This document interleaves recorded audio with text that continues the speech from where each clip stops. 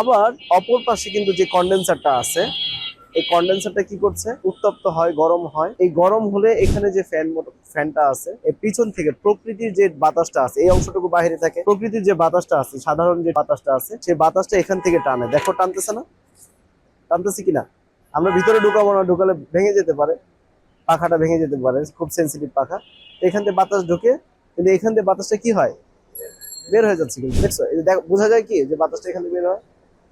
এইভাবে কি করে এয়ারটাকে সার্কুলেশন করে কক্ষের বাহিরে কি করবে, বাতাসটা বের করে দিবে। এর মানে নর্মাল বাতাসটা নিয়ে এই কন্ডেন্সারটাকে ঠান্ডা করে গরম বাতাসটাকে প্রকৃতির মধ্যে ছেড়ে দিবে। এইভাবে করে তোমার একটা উইন্ডো টাইপ এসি কন্টিনিউয়াসলি যখন কাজ করে, তখন এইভাবে তোমার এই পুরো কার্যক্রমটা চালু রাখে।